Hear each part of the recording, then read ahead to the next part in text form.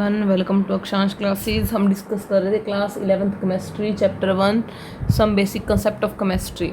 तो हम आगे थे इसमें नेक्स्ट टॉपिक पे, prefix used in the SI system. SI system हमने पढ़ा था, इंटरनेशनल सिस्टम होता है यूनिट्स का, जिसमें हमने 7 टाइप्स में देखा था कि किस किस की क्या यूनिट होती है।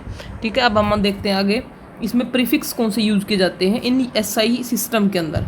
जैसे 10⁻⁻24 को बोला जाता है युक्टो, वाई से रिप्रेजेंट करते हैं। 10⁻⁻21 को बोलते हैं जेप्टो। 10⁻⁻18 को बोलते हैं एटो। 10⁻⁻15 को बोलते हैं फेम्टो। 10⁻⁻12 को बोला जाता है पीको। 10⁻⁻9 को बोलते हैं नैनो। 10⁻⁻6 को बोलते हैं माइक्रो। 10⁻⁻3 को बोलते हैं मिली। 10⁻⁻2 को बोलते हैं सेंटी। 10⁻⁻1 को बोलते हैं डेसी। 10 को बोलते हैं डेका। ठीक है, ऐसे ही ये थी नेगेटिव में, आगे पॉजिटिव में आ जाती है पावर। 10⁻2 को बोलेंगे हेक्टो। 10⁻3 होता है किलो। 10⁻6 होता है मेगा। 10⁻9 होता है गीगा। 10⁻12 होता है टेरा। 10⁻15 होता है पेटा।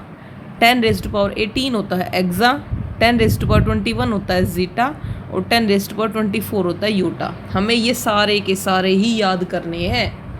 ठीक है, अगर ज़्यादा याद ना हो तो इतने तो ज़रूर करने हैं एक्सा तक। पॉजिटिव पावर में एक्सा तक पता होना चाहिए, और जो नेगेटिव पावर आती है उसमें हमें फेम्टो एटो यहाँ तक का पता होना चाहिए। ये कंपलसरी है, जो हमें पता ही होना चाहिए। उसके बाद आता है मास और वेट क्या होता है। बड़ा बच्चों को कन्फ्यूज़न होती है कि वो क्या करते हैं। जैसे हम बोलते हैं ना हमारा वेट 65 किलोग्राम है, हमारा वेट 70 है, या जो भी बोलते हैं, वो एक्चुअल में वेट नहीं होता है, वो होता है मास। ठीक है, अब देखो, mass of a substance is the amount of matter present in it, while weight is the force exerted by gravity on an object. Mass क्या होता है? मास होता है किसी भी सब्सटेंस का जो अमाउंट ऑफ मैटर है वो कहलाएगा उसका मास। और वेट क्या होता है? वेट होता है वो फोर्स जो ग्रेविटी की वजह से किसी ऑब्जेक्ट के ऊपर लगता है, वो फोर्स कहलाता है उसका वेट। ये दोनों बिल्कुल डिफरेंट थिंग्स हैं। अब देखो, मास को मेजर करते हैं किलोग्राम में, जबकि वेट मतलब फोर्स है, और फोर्स की यूनिट क्या होती है? Newton. The mass of a substance is constant whereas its weight may vary from one place to another due to change in gravity. अब जो मास है किसी भी सब्सटेंस का, वो कॉन्स्टेंट होता है। ठीक है, अब ऐसा तो है नहीं कि मैं यहाँ पे हूँ, मेरा मास कुछ हो रहा है, मैं अमेरिका चली जाऊँगी तो वो कुछ और हो जाएगा, 10-20 किलो कम हो जाएगा। ऐसा तो कुछ नहीं होने वाला, सेम रहता है। जबकि जो ग्रेविटी होती है उसकी वैल्यू हम अर्थ के अलग अलग पॉइंट्स पे जाके देखते हैं, कहीं भी जाते हैं तो थोड़ा बहुत चेंज उसके अंदर आ सकता है। The mass of a substance can be determined accurately in the laboratory by using an analytical balance। जो मास होता है किसी भी सब्सटेंस का, उसको हम एक्यूरेटली फाइंड आउट कर सकते हैं लेबोरेटरी के अंदर एनालिटिकल बैलेंस का यूज़ करके। और एसआई यूनिट मैंने आपको बता दी, मास की होती है किलोग्राम, और जबकि जो हमारा ये होता है वेट होता है, उसकी यूनिट होती है न्यूटन। ठीक है, उसके बाद आता है वॉल्यूम क्या होता है। वॉल्यूम क्या है? Amount of space occupied by substance, कि कोई सब्सटेंस है वो कितना स्पेस ऑक्यूपाई कर रहा है, उसको हम बोलते हैं उसका वॉल्यूम। इसकी यूनिट होती है लेंथ की क्यूब। लेंथ की क्यूब ये होती है इसकी यूनिट। एसआई सिस्टम में अगर हम बोलेंगे तो वो होगी मीटर क्यूब, क्योंकि हमें पता है एसआई सिस्टम के अंदर लेंथ को किसमें मेजर करते हैं? मीटर में। और मीटर को लिखते कैसे है? Small m. तो मीटर क्यूब क्या आ जाएगी? इसकी एसआई यूनिट आ जाएगी।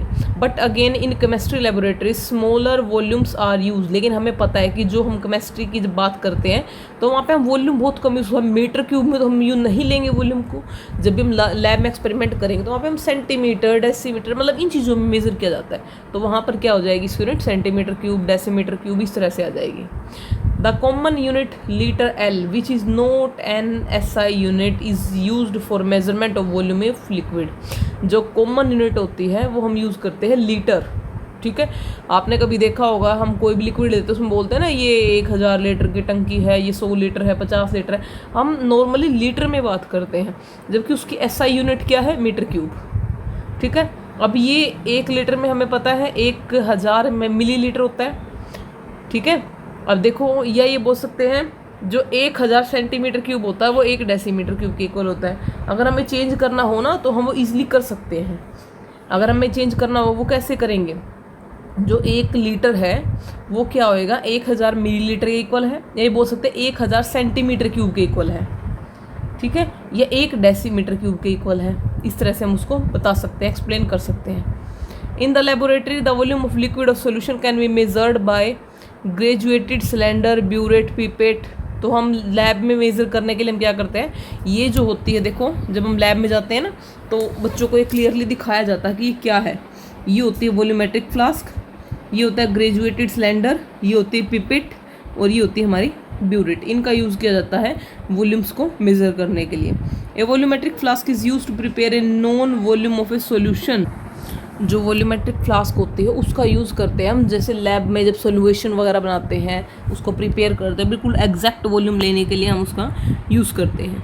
ठीक है, उसके बाद आता है डेंसिटी। डेंसिटी क्या होता है, डेंसिटी हम 9th क्लास में ही पढ़ चुके, छोटे बच्चों को पता है। हमें 2 प्रॉपर्टीज़ के बारे में पता है, मास और वॉल्यूम के बारे में पता है। तो density is equal to mass by volume. इसको रिप्रेजेंट करते हैं रो से, जो लगभग पी जैसा ही दिखाई देता है।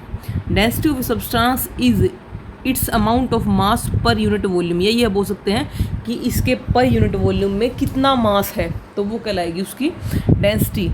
तो ऐसा यूनिट क्या होगी डेंसिटी की, देखो ऐसा यूनिट कैसे निकालेंगे, ऐसा unit of mass divide by ऐसा यूनिट ऑफ वॉल्यूम। अब ऐसा यूनिट मास की क्या है, किलोग्राम, और वॉल्यूम की क्या होती है, मीटर क्यूब। तो किलोग्राम पर मीटर क्यूब, ये होगी इसकी ऐसा यूनिट। अब आगे देखो,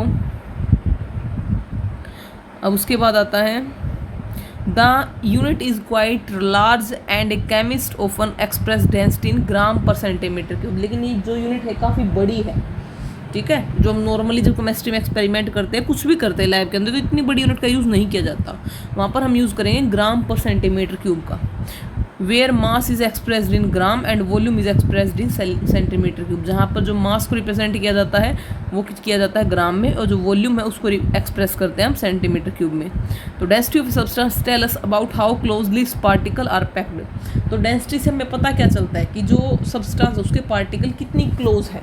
ठीक है, यानी एक यूनिट वॉल्यूम में उसका जितना ज़्यादा मास होगा, इसका मतलब उसके पार्टिकल्स उतने ज़्यादा क्लोज है, और जितना ज़्यादा मास होगा तो उसकी डेंसिटी उतनी ज़्यादा होगी पर यूनिट वॉल्यूम के अंदर।